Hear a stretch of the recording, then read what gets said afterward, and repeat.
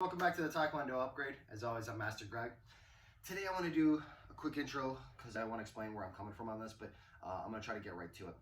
The idea that I want to get at with this is do a couple videos talking about some guys like Machida, Anthony Pettis, Wonderboy, Thompson, and talk about how they took a traditional style and converted it to make it versatile, whether it's kickboxing, whether it's MMA or self-defense, and how you can take that Taekwondo that you know and make it versatile using some of the tools we've worked on till now, and adding a couple special twists that these guys use. Now, there's plenty of other guys out there who break down, individual techniques. Today, we're going to talk about Stephen Wonderboy Thompson. Jeffrey Shredded, MMA Shredded. He's got a great channel where he breaks down some of his favorite techniques that work really well for him. Wonderboy himself has a channel. I highly encourage you to check that out. He's got some great stuff in there. You can kind of see his training methodology. But I don't want to get into that stuff. What I want to explain is the system, because if you understand a couple of these systems, you can pick one that works for you and take your Taekwondo and just kind of readapt it to any situation. So let's talk about Wonderboy. So look, he's what I call the mobile sniper, okay? His system basically plays on two concepts. And if you can get these two down, everything else is just kind of like you fill in based on need. But really his two concepts is maintaining range control and constantly saying it's C range, and being patient from there, and then waiting till your guard is in a place where it can't cover something. Your guard can't be everywhere at once. So what he wants to do is find a way to put your guard, wait till you kind of commit to a place where you don't want it to be, and then he exploits the hole. That's really it, is once you get open, he finds that opening and he exploits it. He's very, very good at being precise in finding those targets. If you look, he is very patient, but he is very accurate. He never throws unless he knows he's going to hit. It's his success rate on strikes has got to be tremendous, because I very rarely see him miss, except in the extreme circumstances, and a lot of that has to do with the fact that he is so patient. He limits his techniques. He doesn't do a whole bunch of combinations and a whole bunch of different stuff. He has two or three things that he does really, really well, and he does them over and over and over again, and you can't stop him. And that's the beauty of this system. So let's talk about it. First of all, I want to talk about range control. The system for range control is pretty simple. He keeps an open guard so that this hand is a constant threat, and his feet are always, his weight's on the balls of his feet, and his feet are always mobile so that he's always exactly where he needs to be. If you ever watch him training, like he does a lot of drills with a partner where they move and he follows to kind of be at that perfect range. But the majority of it is just small adjustments, right? To find exactly where he wants to be. So when he throws his strike and when you are open, he knows he's going to connect. And that's a really important aspect of this. He's patient and he finds the right moment. The other thing that he does is if he gets backed up and somebody starts putting pressure on him, he does what I call the MC Hammer escape. And what it is this is something that in Taekwondo you guys should be very familiar with, where your feet, you're bouncing and your feet move at the same time in unison, and it's a quick escape out. He can do this forward or backward very well. You'll see him training a lot where he's here, right? And he does this to maintain that range for quick bursts. So for slow movements, when guys are slowly pressuring forward, you see a lot of this. And when they start advancing, he's here, right? Quick burst, feet in unison, the MC Hammer. From right here, he also uses for evasion for defense, since we're on defense. A lot of the techniques that come at him, he just does the head roll back like we do in Taekwondo. As he comes back, his feet move back and his head evades out. He uses this front hand as a constant threat as you come in, so that if you're going to move in on him, you have to be aware of this front hand, throwing a jab. And it's not really a hook that he throws, but sometimes he'll throw it just rounded off over the top. Where as the jab or cross comes in here, he's just kind of over here moving back. So it's kind of like a weird angle half jab, half hook that he throws. I've seen him do that a lot, where he kind of circles into it. And so it's a lot of this backward with active hand here. The other thing he'll do is he'll move back and then he comes forward with a counter strike. So what happens is as you throw a jab cross, he'll move back out of range and then back out. That is a really common tactic for him to use, is to evade and come back into the powerful shot. Leg kicks, he doesn't do a lot of defense or crazy stuff with leg kicks. All he basically does is he moves his foot out of the way. He's always aware of it, right? and then he gets right back to it. He will sometimes get caught, but it's never enough that it's an issue for him. So if somebody starts throwing level leg kicks, he just comes out here and gets back to it. That's really it. No crazy, defenses, like we have a whole video on leg defense, or talking about checks and stuff like that.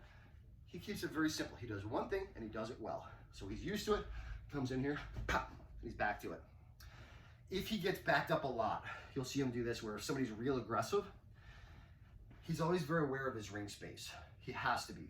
If you look at his kickboxing, he had less ring, so he had to be a lot more active and a lot more aggressive than he does in MMA, where he has a lot more space. And this is an important distinction, because when you look at how you're going to apply it to each area, I want you to look at both of them and go back and watch his fights to see how he reacts. And the key is that, like I said, when he gets less space, he has to be more aggressive. We'll talk about his aggressive strategy later on. But if he gets backed up, he does this thing where it's like a football player, like a lineman or a linebacker or something like that. I'm sorry, I'm not a lineman, but a linebacker. I'm not a football guy, sorry. But he sits back like he's a safety, ready to move. And as the guy comes in, he cuts out. And generally speaking, he tends to circle and constantly keep moving backward because he wants people to fall into his strikes. That's commonly what he prefers. But every once in a while, somebody puts a lot of pressure on him, and as soon as they get to C range and he gets up against the cage, he's here, he waits for him, his hands might be open, and as soon as they come in, he picks his side, and he gets out of there. It's a really important strategy so that he never gets boxed in. And he mostly employs that when somebody is good at ring control and controlling the space and cutting off the ring, right? We talked about that before in the distance management. If you haven't seen that, go back and watch it. That's his solution for that. But generally speaking, he wants to keep moving, right? And keep you constantly chasing him. Because as you walk into his range, that's when it's easy for him to catch you. Now, let's talk about the system of attack. This is the fun stuff. And this is where he's very good. He uses essentially only about 4 moves. And what he does is, he generally tends to prefer his right foot forward, but he will play either side. He does a lot of stance switching, like I said, but mostly you'll see him go right foot forward because that's his preference, because he likes to use his side kick a lot. And what he does is this. As your hands come up, he's going to catch you with that side kick to the body, right? So if your hands come up, it's a real powerful side kick. But he waits. He sits back, and he finds the moment, he finds the space, and he catches you hard with it. You'll see him knock guys flying because they start to come up, and you see them get toppled over backward like it's a cartoon. It's pretty great. So he uses the side kick from there. If your hands start opening up a little bit, right, he's going to come right down the center. Right? Maybe just a jab. Right? And he's back out. He doesn't linger. He throws a shot and he gets back out. Once again, this is partially because he finds his timing and his space. Right? One shot and out. He's also very long, so that helps.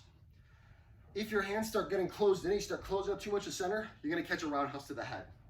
So as he's here, right? And once again, he'll throw it and get back out, but generally, he wants to catch it because you're getting too closed in. So essentially, your guard cannot be in all 3 places. You cannot be low, high, and covering the sides. One of those 3 is going to be open. If your hands come in too much, you're going to catch a roundhouse. If your hands come up, you're going to catch a jab or a cross. If your hands come up this way, if you're guarding up in here, you can catch that side kick. So all he does is he sits back and he is patient. You have to be patient with this. Keep your distance here. Find your perfect shot.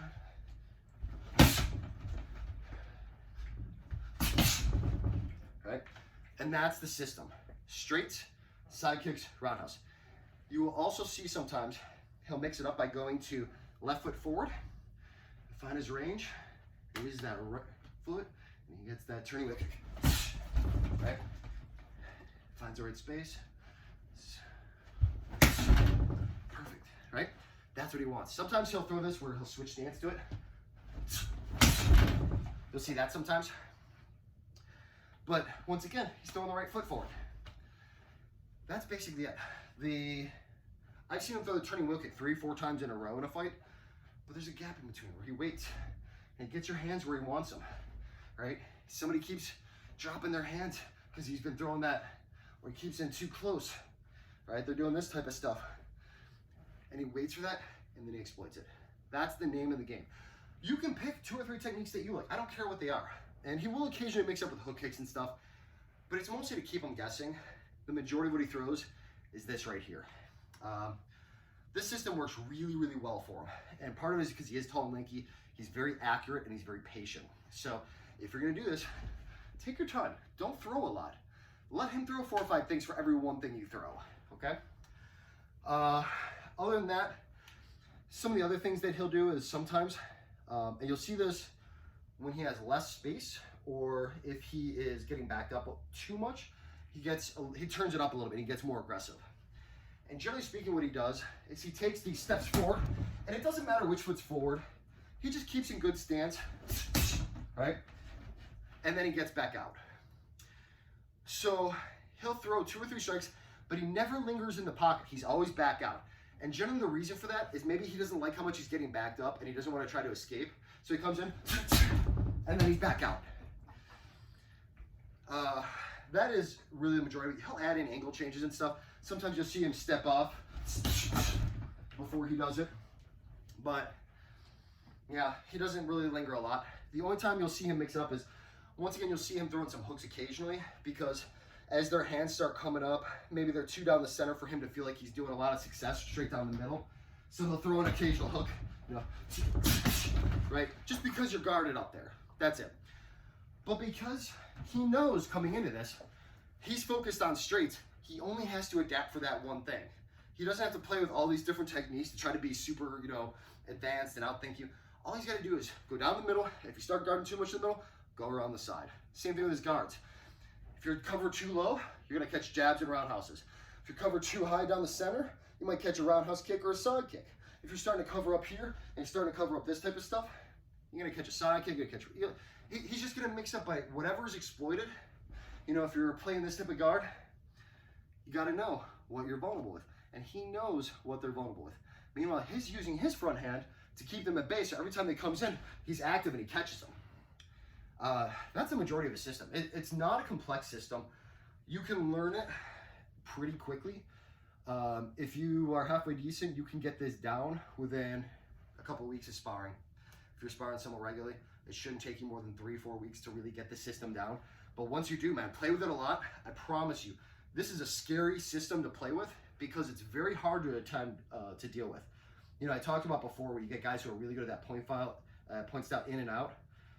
If you can't catch them, they're really hard to catch and they're really hard to connect with. One of my students, Alex Bassett, is very good at this. Staying on the outside, he throws a shot, he gets back out. It's hard to catch him because he's constantly out of your range. It's very frustrating, right? And that's what he wants. He wants every time you come in to pay the price and not be able to really ever chase him. And it's a very effective system. So anyway, I hope that you enjoyed it. Please play with it. Let me know what you think of the Wonderboy system, or if there's something that you think I'm missing, let me know. If there's something that you'd like to see more of in it, let me know. But mostly, I would love to see what kind of experience that you're having with this, because I personally find this is a great system. I've been doing a lot of teaching with my students on this lately, working a lot of drills with a lot of footwork back here, right? You know, as they move back, right? Every time they come into my range, I catch them. This stuff works really, really well. It can be a little bit tiring though. That's the downside. You have to be in pretty good shape if you're gonna play this a lot. He will catch his breath in this moment in between when he's doing small adjustments. But a lot of times, man, it's aggressive footwork where you're constantly, you know, very active here. So it can be a little bit on the tiring side if you're not in shape for it. You need to train it to get there. Sometimes when I play this, what I'll generally do is I'll do this in bursts. I'll do this for a couple minutes and then I'll switch styles to a different style. We'll talk about some other styles you can use. But I'll do this just enough to really mess somebody up for a while, and then I'll switch it up on them. Because at 40, I can't do this for, you know, 4 or 5 minute rounds. It's too much for me. I can do this for 1 round very successfully, or for a 5 minute round, I can do this no problem. But I'm not gonna be doing this for 20 minutes straight. It's just too much for me. It's too tiring. I'm too old, my knees aren't great. So I'll do this for a little bit, mess them up, and then switch. But I highly encourage, especially you younger guys, if you're under 30, you need to be playing with the system and getting good with it, because now it'll take that taekwondo that you know and you're already good at, and it'll take it to the next level. I don't know if I mentioned this, but one of the things you need to avoid is a lot of this roundhouse kick to the body. I see this a lot in taekwondo. That's going to get you in B range, and that's going to get you caught. There's a reason he doesn't throw a lot of roundhouse kicks to the body, and it's because it puts you in a B range. It's where he doesn't want to be. So he uses the side kick instead, and then he catches these high round and turning wheel kicks to catch the sides. So I think that's pretty much it. I hope you enjoyed it. Please smash that subscribe button, you know, do all that fun stuff, and let me know what you think. Thanks, guys.